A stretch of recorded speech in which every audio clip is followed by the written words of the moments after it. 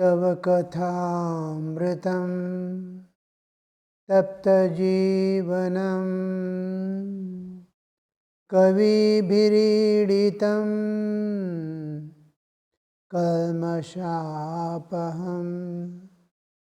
श्रवणमङ्गलं श्रीमदाततं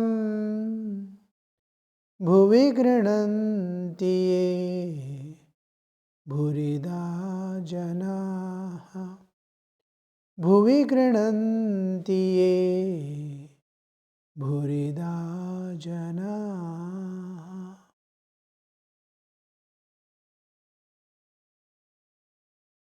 We'll be entering today a new chapter in the Gospel of Sri Ramakrishna.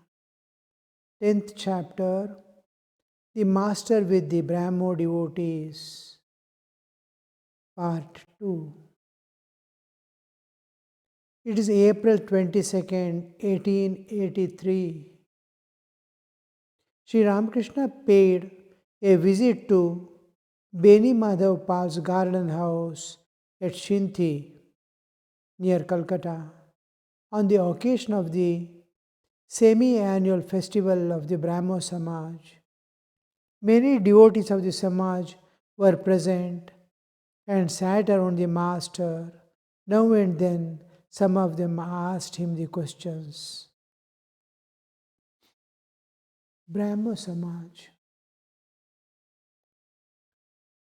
came forth to solve some of the social errors, especially of the Hinduism. How many institutions came and went? In those days, it was a very prominent institution, Brahmo Samaj. So many people were devoted to that concept that was presented, where the form, God with form, was removed from the understanding. The formless God was brought into picture. Prominence was given to the Advaitic concept. The God is always formless. And the gods and goddesses with forms and all were rejected, and all of them, the members, not to bow down before an image. When the incarnated God who was there was come down to the earth as Sri Ramakrishna, is taking the charge of a temple at Dakshineshwar, and the worship has begun. His life began with the playing the dramas of Ramayana, Mahabharata and things like that, of the Puranic things. As a small boy, he used to go to the mango groves here, there, play with the children, enact the certain incidents he had seen in the drama here, there, and make them all charm with his small, boyish words, singing the glories of God. Now, when the Brahmo Samaj was in its infant stages, with Sri Ramakrishna beginning his worship at Dakshineshwar, with all faith that the God is with form. And then we see him passing through various stages of longing to have the vision of Mother.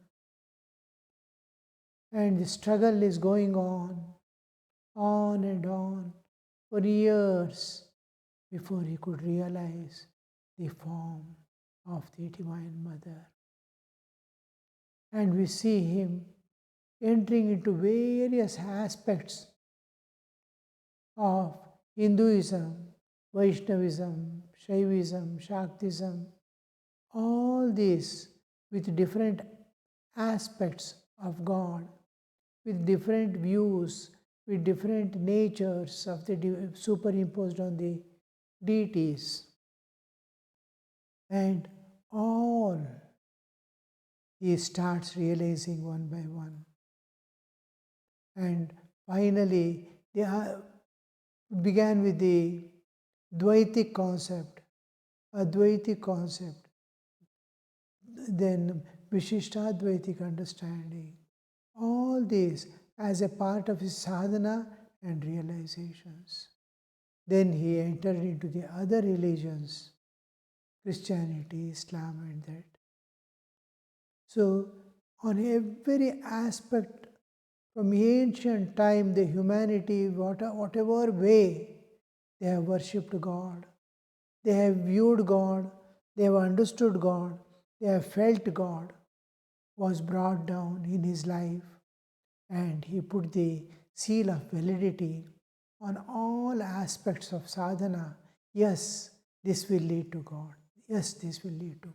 I have seen, I have done, I have gone through all the procedures as an inner person. To view a religion as an outsider is different from following it as an insider. He entered into the as an insider in every path, and sincerely with all dedications and all focusing his whole attention on that, he reached its ultimate goal that was assured by that religion and that path or that faith. So here we see when the people are trying to intellectually understand what is religion, what is God, and certify and give the path to the people, the realizations are entirely different. So God can be, we see from our Hindu traditions, from ancient times, the sages and the Bhagavad Gita, if we go through, we'll see there are 5 ways the human can, in and through the bodily existence, man can realize God in 5 ways. As the transcendental reality in which the universes appear and disappear along with all beings. The absolute existence, the ultimate reality, what we call the transcendental aspect of God. The transcendental, the immanent, the God Himself has become this universe and all that we see within the limits of time and space, whatever we see as universe. The immanent, God alone has become, just like in dream, one mind becomes the dream world, one God has become all this universe. When we dissociate ourselves from the bodily existence, we see the world as God. When we associate, we see the triad, the Jiva, Jagat, and Ishvara. When we dissociate, we see one homogeneous existence, the God. And God as the Lord of the universe, pervading it and governing, as the transcendental, as the immanent, as the Lord of the universe, then as indweller in all beings, the Antaryamin, and as the Avatara, incarnation of God. So these 5 aspects of God man can realize intellectually and in a convincing way, and as a childhood understanding. We begin with what the parents teach us, but the reality is God is always unlimited. A single limitation will deprive him of his godhood. So that which is unlimited, I can't say God is with form alone, because it's a limitation I'm putting on God. He cannot be other thing. I cannot say God is Advaitic reality alone, because I am going to put a limitation on that. That's why in Hinduism they say this is one of the aspects of God. one of the aspects. Advaita is one of the aspects. Dvaita is another aspect. Just like I have multiple personalities in me, multiple capabilities, I have multiple nature within me, and they can see multiple personality in me. I know music, they can call me a musician. I know cooking, they can call me a cook. They can call me, I have various aspects. I pass through the three states, waking, dreaming, deep sleep. Entirely different and unrelated to each other. What I am in waking state is entirely different from what I am in dream state or what I am in deep sleep. Unrelated to each other. Yet it's I who manifest in and through all the three bodies. It is I who work as in different grades or different states of my working field. And I may be an engineer and a doctor at the same time. Sometimes I may be working this way. Calling me as a doctor doesn't matter. Calling me as an engineer doesn't matter. So the one personality, one vyakti, one identity, it can manifest in various ways. So we say God manifests in various ways. Then we say where there's a multiplicity, try to see one common base. If you have 100, there must be one common base for the 100 things to remain. Ultimately, go on reducing, merging one in the other.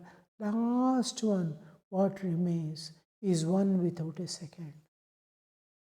This is one of the aspects. Multiplication or manifestation is another aspect of the same reality. You have known or experienced a person as a doctor is also true, and sufficiently you have known the person. A personality is superimposition on the person, actual person, and then that we call as manifestation for a particular purpose, for particular aspect, particular duty, particular responsibility, particular action I want to do. So I have multiple ways of presenting myself. So God also presents himself in various ways according to the needs. And because he is unlimited, he can come to you or any devotee as a devotee wants.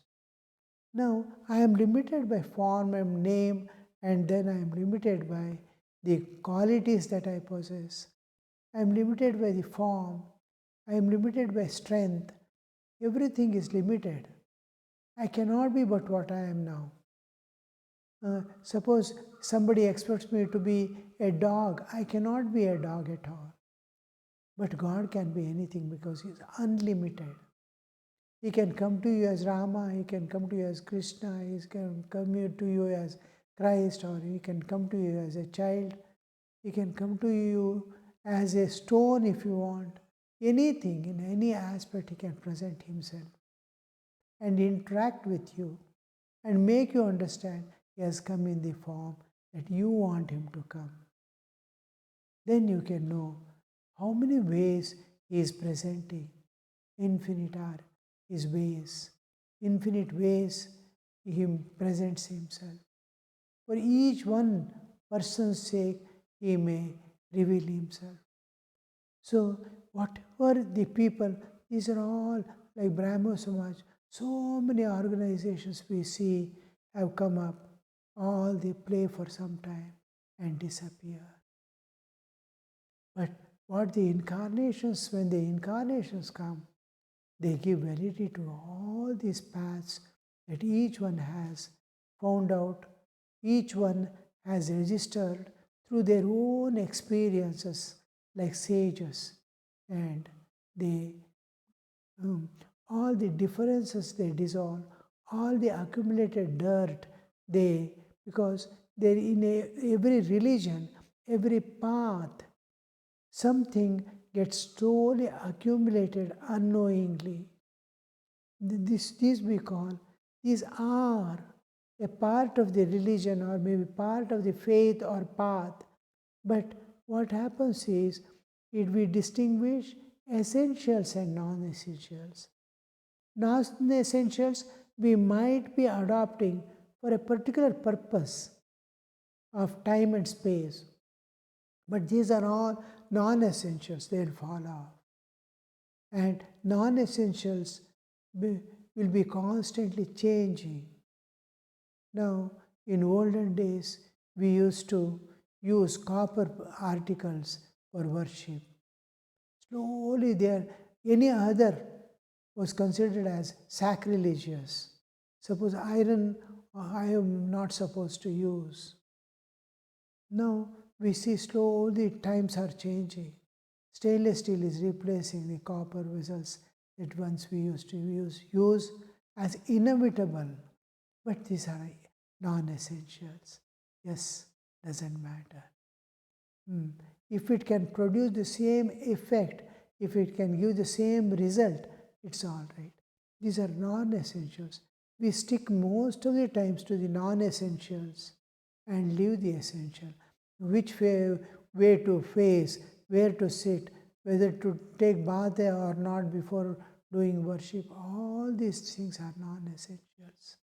But when they are in the learning phase, they become essential. Like a child going to school, learning alphabets, writing. There's a systematic way. You have to hold the pen like this. You have to hold the book here. And you have to write in this way. There must be lines in between.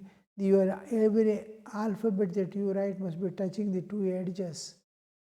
All this we prescribe.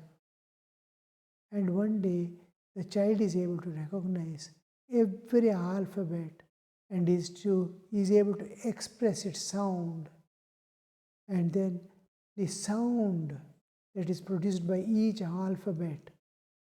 And then how to make this sound right in the combination of the letters. The language is entirely different from writing. This is symbolic representation of what I want to convey, my ideas. And then ideas take the form of language. Language takes the form of writing. So how many transformations? Then when the child is able to utter the words, and words are in themselves are not complete. Writing alphabets is not complete. Alphabets is one thing, words is another thing. When words combination, they form a sentence. Sentence gives a meaning. And meaning, behind the meaning is the idea that I want to convey. The idea is to be conveyed for that all these non-essentials. Now, non-essentials, when we consider, the idea is the only thing that I have to convey. There forms different languages. Each place you go, they adopt one language. In India itself, from south end to north end, you go, how many languages? There are more than 1,000 languages in Indian literature and talkings, dialectics. You see so many. And each is conveying the same idea. I went yesterday to hospital to tell that different languages use the same idea is same. But how many languages? How many? I may not be able to understand the other language at all when he tells something. What is essential is conveying what is there in my mind idea. Now, when we come to religion, these differences we see, the way in which they express God as God, the meaning they give, everything is different. Doesn't matter. The essence when you try to grasp, then we will be able to understand. All differences dissolve. There is one God which we are understanding in different way. One idea that is expressed in different languages, in different way, written in different way. The symbols they write may be different. The sound that they take out may be different. The languages they speak may be different. The idea conveyed is the same. So this we see, that is why we see so many institutions coming, trying to present theirs as the highest and the reality, ultimate reality, and this is to be taken by all. And the wise people laugh at it. Somebody says, this is the only language and everybody has to follow this language.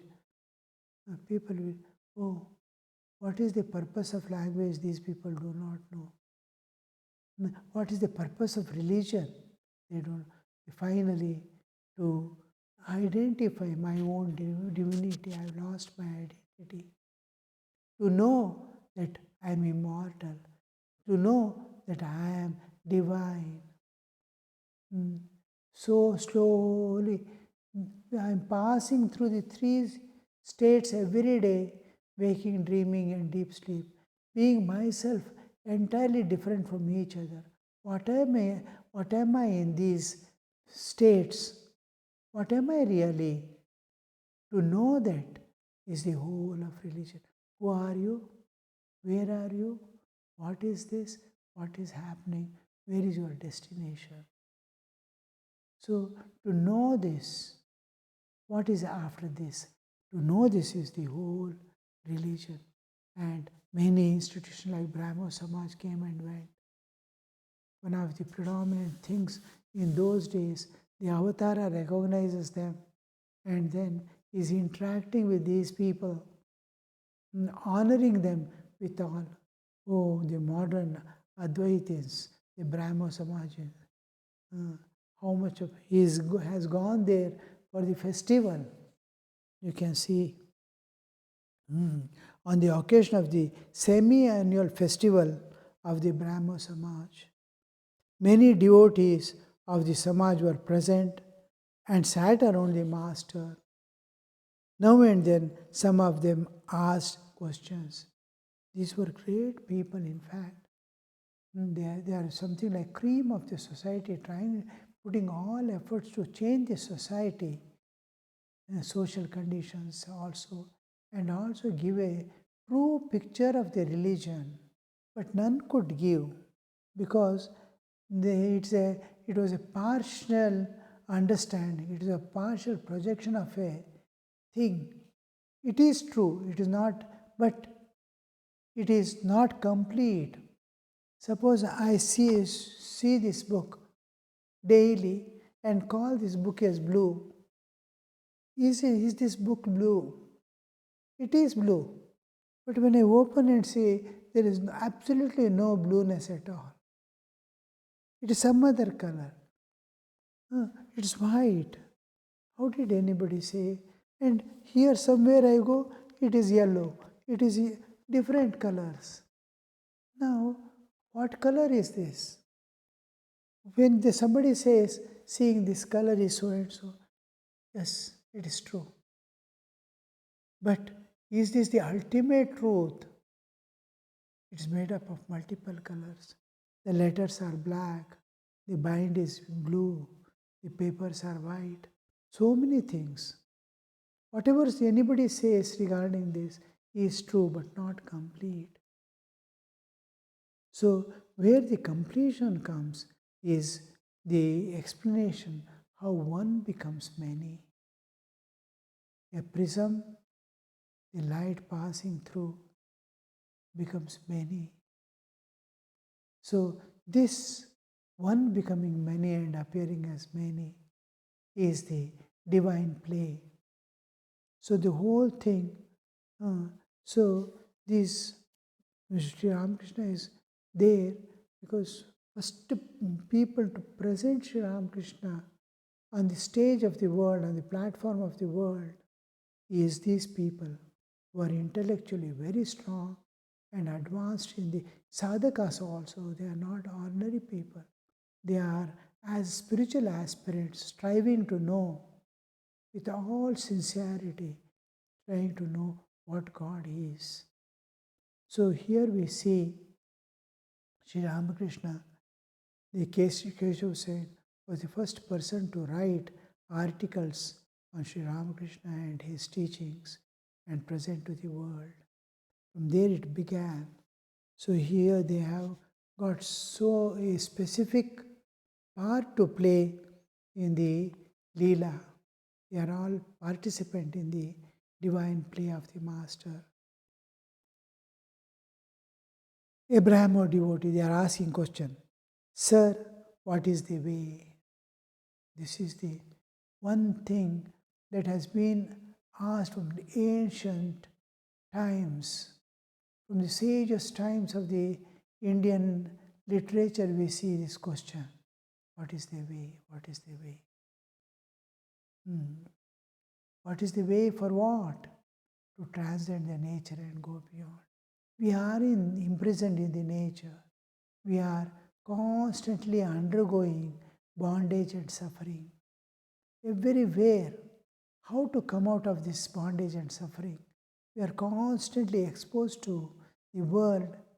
The interaction with the world gives us constant shocks. It is a war field. To live in the body is a war field because mind is there creating all problems, and within are the old tendencies that we have nurtured from ancient times. And this creates the problem, always problem. What is the way? What is the way? To come out of these all bindings that we have bound ourselves through our own actions. So what is the way? Anyway, we have come into this world for some reason. The nature alone knows, God alone knows why we have been brought here. But we are passing through. The old age is going to definitely come. The death is going to appear. And all this, with all this, are we happy at any moment in our life? A few pleasures, physical pleasures or sensual pleasures we might be getting. But where is the end? Where is my destination? How to reach? How to go beyond all limitations that are binding me? That way, what is the way? What is the way for release? Master, attachment to God. Or in other words, love for Him. And secondly, prayer. Passionate. We are attached to world. We are attached to so many things. We are attached to our own intellect, our own nature. We don't want to change in our nature. We don't want to change our ideas. We are still going in the spiritual life. We are trying to move in the direction of my nature. I am not able to release myself from nature and adopt at once the other nature. It is driving me, forcing me. My past is driving me to see the things like this, be in this way, and to move in this way with all that nature. So we see in Bhagavad Gita the three important distinctions he makes, Sattvika, Rajasika and Tamasika, at every level. It is spiritual or the religious or even simple like Yajna, Dana, Tapa, Karma, which you are not supposed to renounce. There is Sattva, Rajatama. Sattvic people, how do they do tapas? How they do their dana? How do they do yajna? Everything is. So here we see we are bound and driven by a particular trend from which we are not able to come out. Attachment to the world, attachment to ourselves, passionate attachment. We are part of this world. We are holding it passionate. Now he says release. Release the hold. Let loose the rope. Let it flow away. And now fix because it is transient. Every thing is changing every moment. What are you going to hold? It is changing. Hold something which is beyond unchanging. So this unchanging reality holding is God. A passionate attachment for God and detachment from the world. Jagate virag bhagavane anurag. Om Shanti Shanti Shanti Hari Om Tat Sat Shri Ramakrishna Arpanamastu.